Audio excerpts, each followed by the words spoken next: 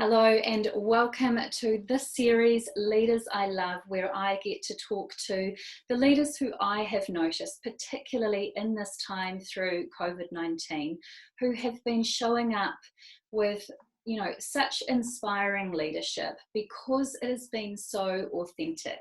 And I have with me here today Andy Stringer, who is the Managing Director of CBRE New Zealand. Now, CBRE is the world's largest commercial real estate services and investment firm, which has been named, I believe, correct me if I'm wrong, Andy, one of Fortune's most admired companies for 7 years in a row now. Is that right? Correct. Yeah. Now, that's amazing and incredibly admirable, but it's the people that make the company. And Andy, I admire your company, but I really admire you from my perspective, your quiet stability and frankly, your humanness. You are compassionate and inclusive and generous, yet in my dealings with you and with what I've seen, you're really clear and directive when you need to be, which, it's a hard thing to strike that balance, but it is so important, especially in times like these, which we are in. So thank you for being you and for being here today to talk with me. Pleasure too. The other thing I would say in terms of, the chaotic time that we have all been in is that you have had a whole lot of chaos and change on the personal front because you've welcomed a new baby into the world. So congratulations on that as well. Thank you. And given we're at home, you may well hear that background noise. It's a beautiful noise. I still remember, it's funny, isn't it? Even when our children are older, we can still remember that cry, and my body still kind of viscerally responds whenever I hear a child's cry. So that is perfectly fine. You may hear my children in the background, and that's one of the gifts, I think, of these times that we are in, is that we are working from home, and so the people who are here watching us and with us actually gets a sense of who we are. And that's what this series is all about. It's not so much what leaders are doing, it's who they are and how they lead. And so I'd love to start by asking you, in particular, and I guess we go deep with this first question because I'm talking with you, or I'd like to talk with you about values. I believe in what I've seen through these last few weeks is that the most inspiring and authentic leaders really live into their values, they express them, they communicate them. And I think what they're doing is they have been connecting to those values to fortify them so that they can show up with integrity and stability and provide hope to others.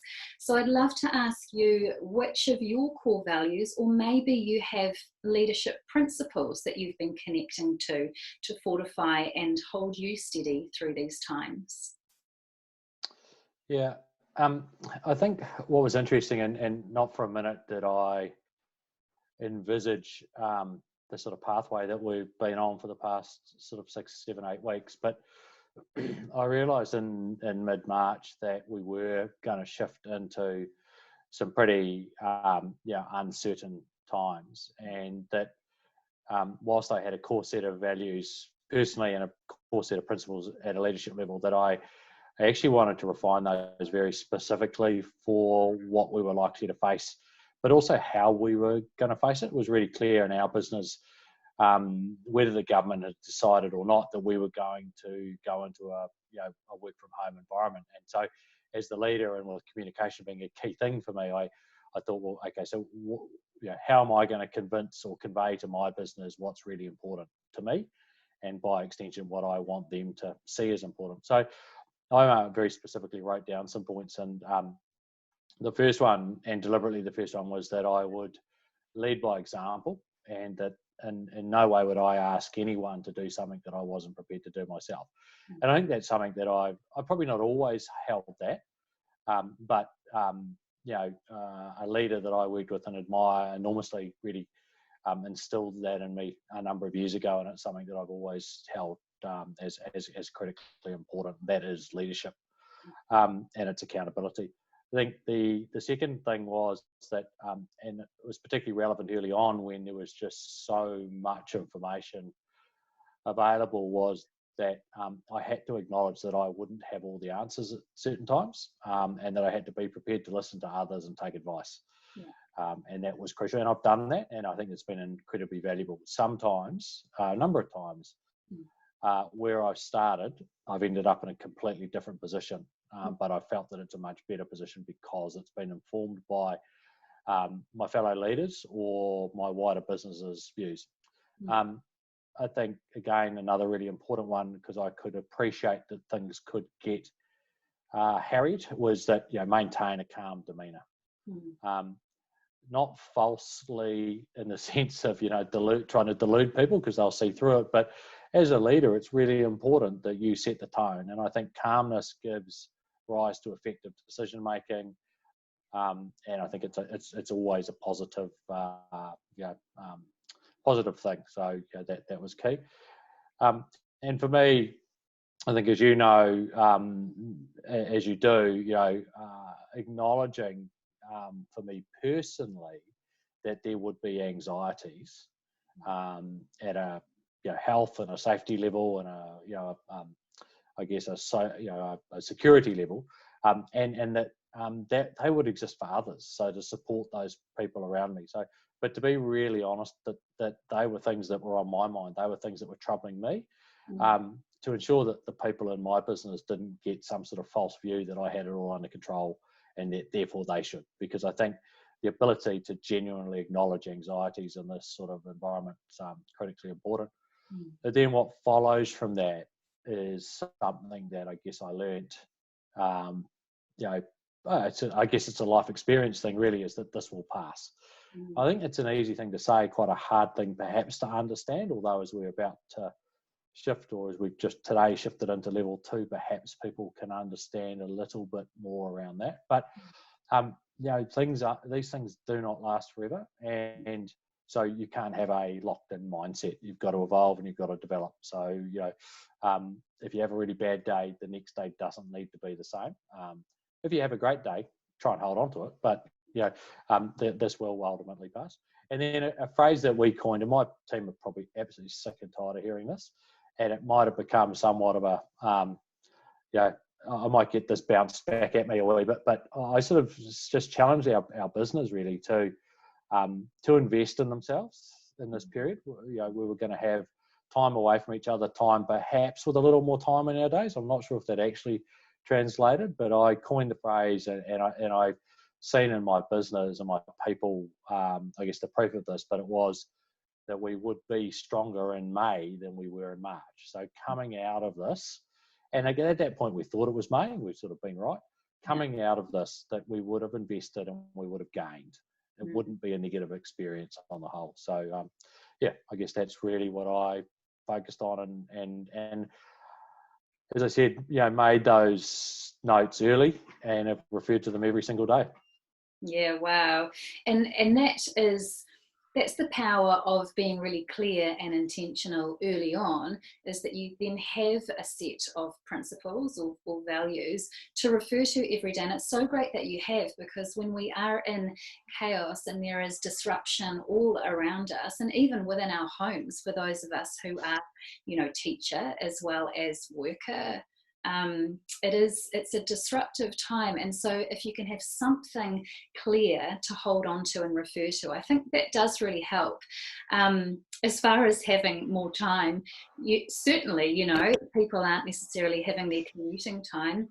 But again, for those of us who have become teacher as well as worker, my gosh, time goes really fast in our house. But I will share with you that I took the advice that you're sharing, or the principle that you're sharing about investing in myself. And I have been learning to play the guitar. And honestly, I haven't always had the time, but it's sometimes a matter of mindset and perspective, isn't it? And that if I can say to myself, I'm allowed, I have permission to go and do something for myself, then I can and I will.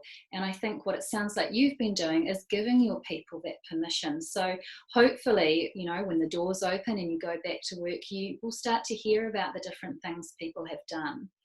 The other thing that I cottoned on to, or that I wanted to dive into, was your talk around calm and having that calm demeanour as being one of your principles. And you said that that can lead to better decision making. And in fact, when we are mindful and when we're mindful, we're calm, the science proves that it does increase our focus. It does produce better decision making and also divergent thinking, which is about creativity and innovation. So there is so much to be said for being calm. My question for you is, what practices or rituals have you used over these past few weeks to actually find that calm? I think this is a really a challenging thing for me. It doesn't come naturally.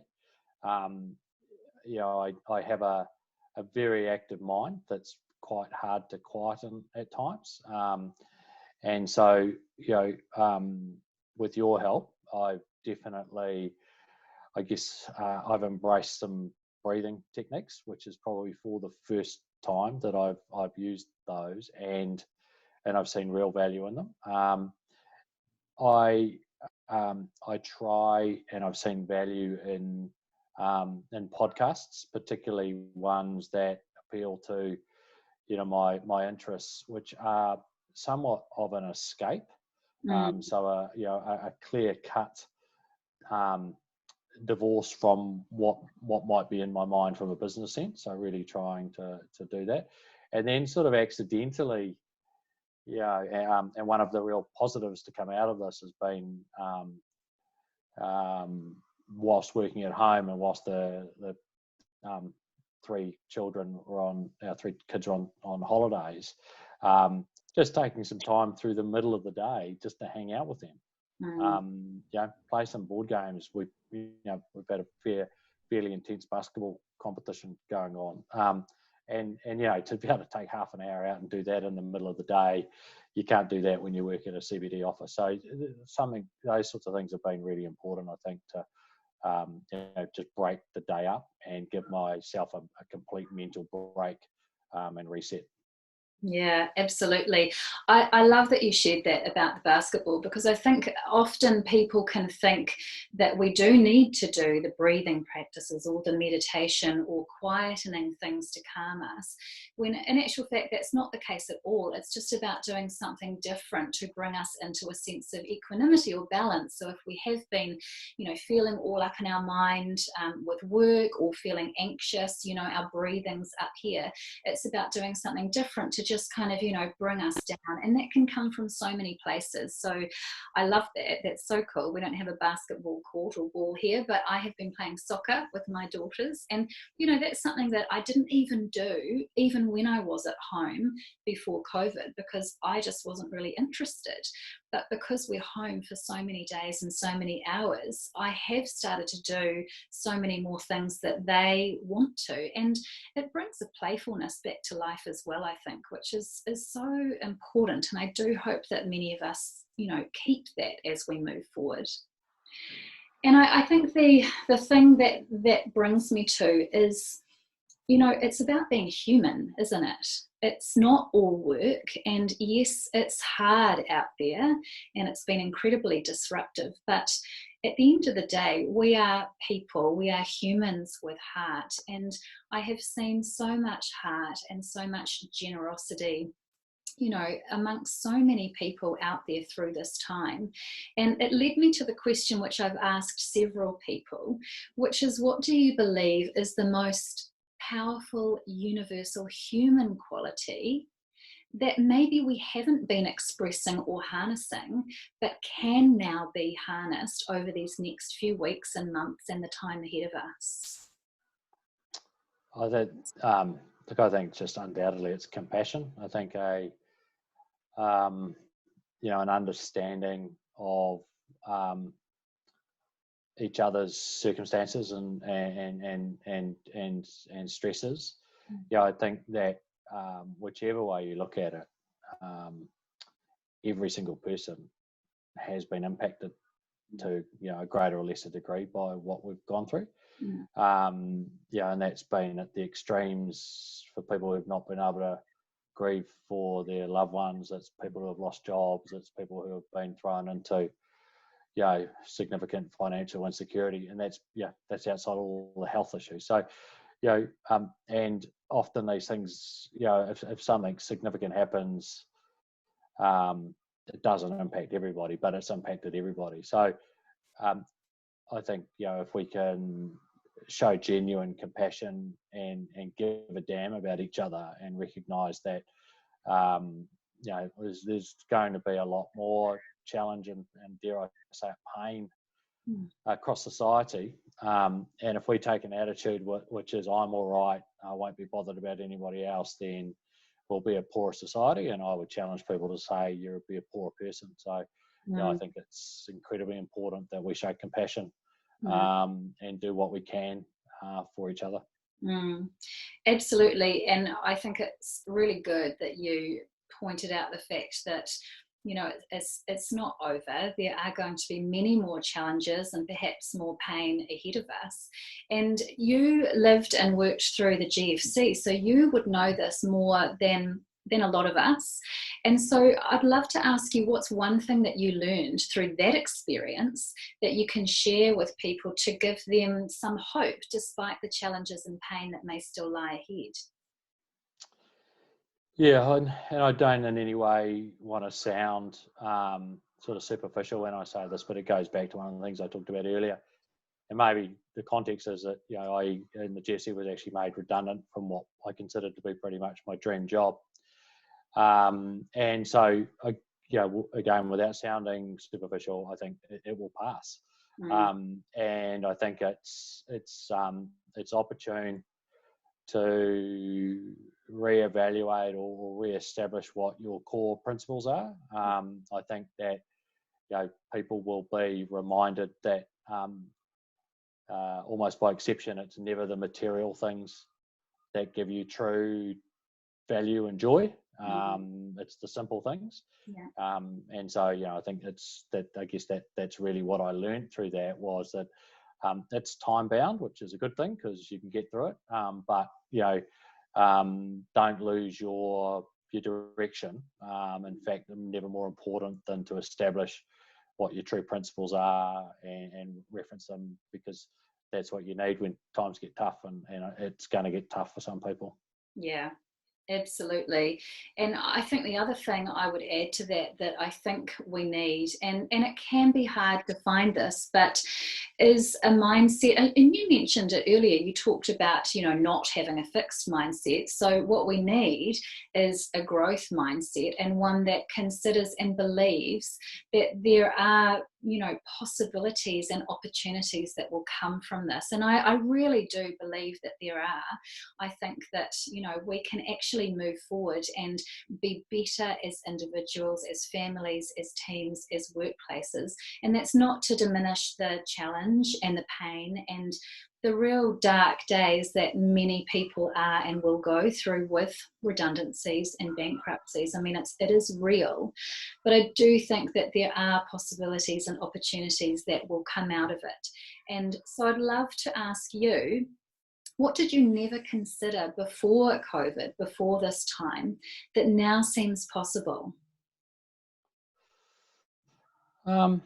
I'm not sure if it's that I never considered it, because I think perhaps I'd always wanted it. But I think what's been a positive find for me, if you like, is my ability to merge my daily work life with my daily personal life, that I can switch in and switch out. I've probably in the past always been a very fixated click on, click off, and I'm either working or I'm not. As I touched on before, some of the ways that I've managed to reset and get greater energy has been to actually do some, just do some stuff with family in the middle of the day. So I probably just need to become a little less serious about myself through the course of the day and embrace some of the informalities and chaos. And maybe I've got to find a way to weave that into what my day looks like, once we do return somewhat to normal, and then ultimately to normal in the many months to come. But I think that's it. I mean, I'm, yeah, I mean, the post-COVID environment, or even the, you know, the now environment is very, very different. So, yeah, we do need to find new ways of operating. But in some ways, yeah, I think it's really important that we don't change too much, and that we remain, you know, open-minded, but do what's worked in the past, and have, you know, have confidence in our own abilities to work through the challenges. Absolutely. You know, we don't want to change who we are by any means. We don't, many of us won't want to change at all. You know, change is hard for people. So we don't want to change too much, but embrace the good that we have learned about ourselves, learned about and seen in each other. And, you know, as you say, this ability and reality of actually being able to merge work and life. I love that word. Instead of work-life balance, to be able to have a work-life, or work home rather, merging, and you use the word weaving too. So I think if we can have those words in mind and embrace those qualities of merging and weaving, and really what we're talking about is flow. So not being so structured and rigid, but being able to be adaptable and flow with what comes. I think, you know, that would be great qualities for us to embrace as we move forward. As well, Well, what I would say is there's nothing like a 12-day-old to remind a 50-year-old what that means. oh, that's brilliant. A 12-day-old to remind a 50-year-old. That is excellent. Hey, and that's not taking yourself too seriously. So that is awesome. I just love to finish off by saying, because I work with your team at CBRE, I was able to speak to a few people in your team about you as a leader. And I wanted to share with you the 2 words that they used, that they shared with me to describe you. And they are that your leadership is considered and empathetic, and they want you to know that they deeply value and are really grateful for who you are and how you lead. So I think that's important to share here, because I've invited you to speak with me because you're a leader I love, but you're also a leader that, you know, hundreds of people in, you know, the New Zealand offices and beyond really appreciate and are really grateful for, especially over these last few weeks. Thanks, Tui. It's been a pleasure. Thank you so much, and enjoy those cuddles with that little 12-day-old. Thanks.